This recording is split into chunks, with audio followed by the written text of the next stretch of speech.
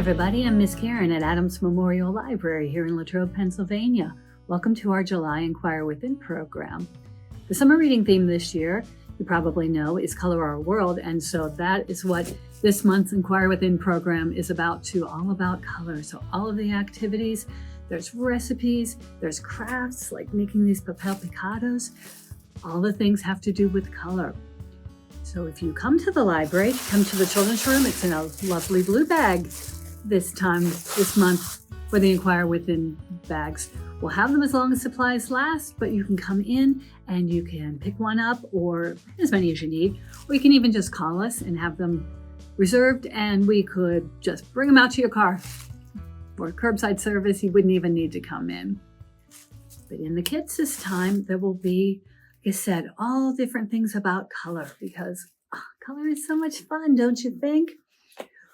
There's different things that you can color, like this one it's got a magnifying glass on here because that's what Eleanor wonders why. She likes to look at things very closely with her magnifying glass.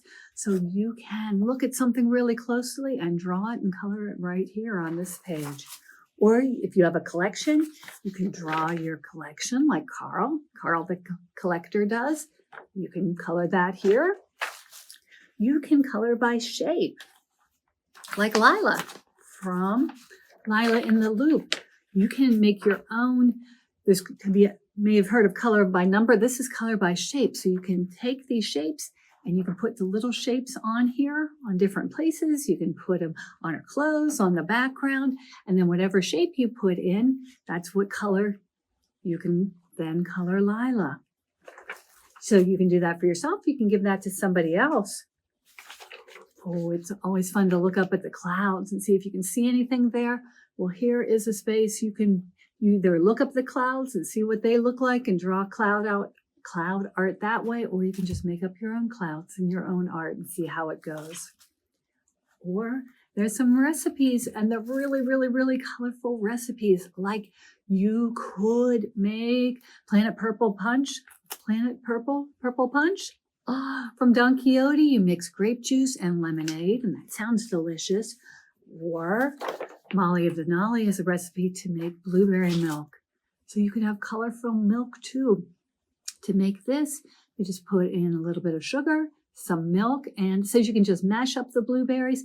I actually pureed them a little bit in a little chopper to make the blueberries a little more blended.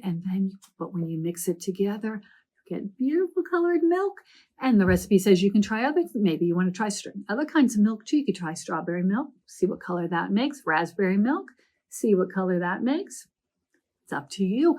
Whatever way you want to color your milk this summer, you can do it. And please let me know. Let me know how it tastes. Let me know how it looks. There's also recipes for Mom Tiger's strawberry banana ice pops. Doesn't that sound good? Oh, mix strawberries and bananas together, and you actually make these in a little muffin tin. You pour them into a muffin tin, you can just put a little stick in it, and they'll be ready to go. You puree up your fruit, you pour it into the muffin tin, you freeze it for a while, and then, doesn't that sound like a good treat for a hot day? Strawberry banana pop. Or another treat on a hot day would be some frozen yogurt bites. And to make that, you can make these as colorful as you want. I made mine with yogurt, and then I put in strawberries, and then I put in chocolate chips, and then I put in sprinkles too to make it extra, extra super duper colorful. I don't know if you can see it here.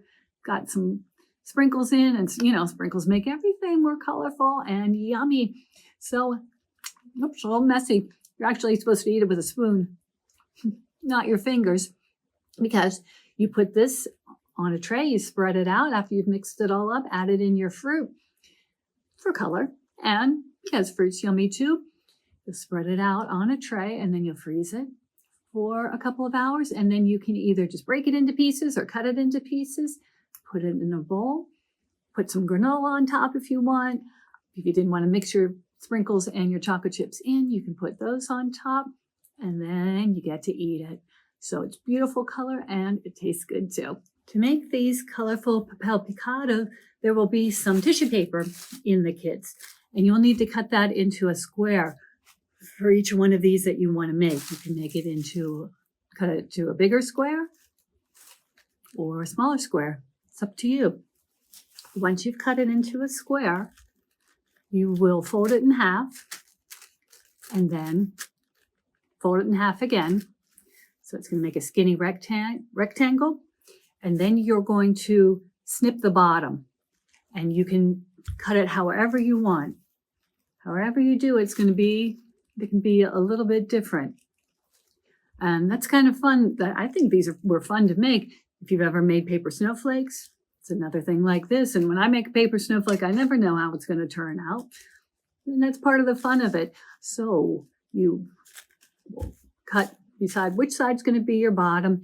And you don't want to cut it more than maybe an inch up, but you can do whatever you'd like. If you could make it a rounded shape, you can make it a wavy shape, you can make it cut into triangles, however you would like it. And then when you open your square again, you'll see what it looks like. So if you don't like it, you can, snip it some more and see if you want to do something different. But then once you've got that ready, you will fold it in half again. And then this time fold the top part down, and you'll want to put it,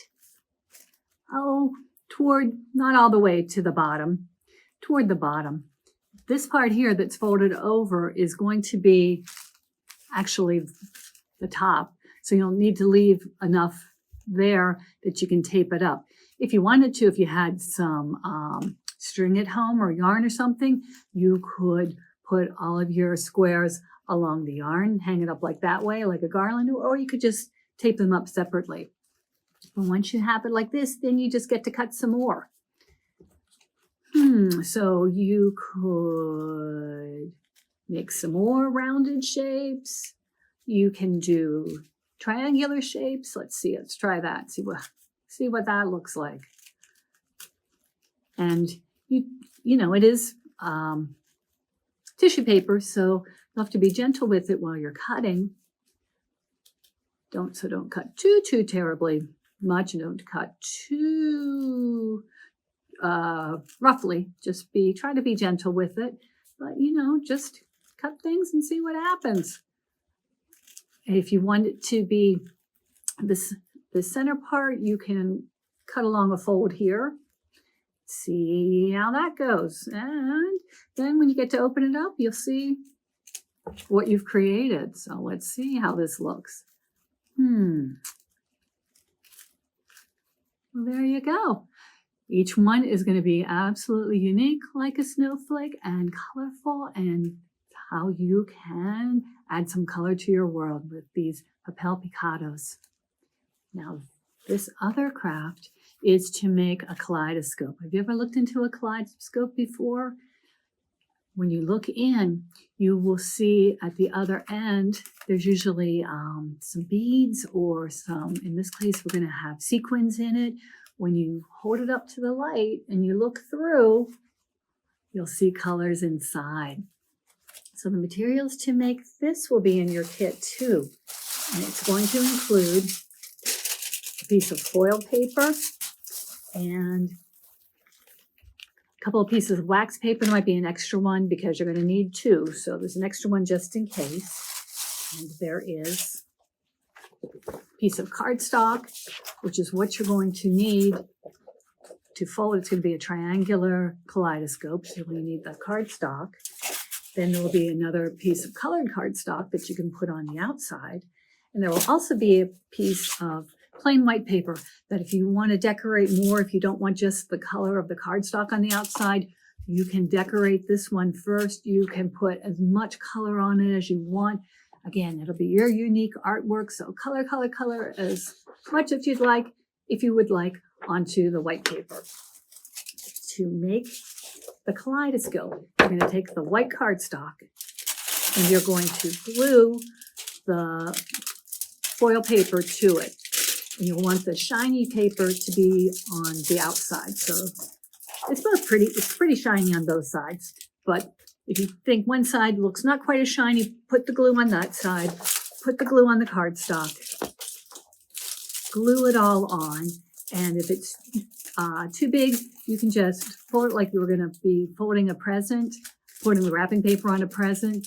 Just bend everything onto the back part of the cardstock, glue it down, tape it down if you need to, but you want your cardstock to be completely covered with this foil. And that is actually going to be the inside of the kaleidoscope. It's going to be sort of reflecting the light and might see more colors this way. I will warn you, this is not a super duper fancy kaleidoscope. If you see fancy ones, you're going to see more colors, but this is how it works and it's cool.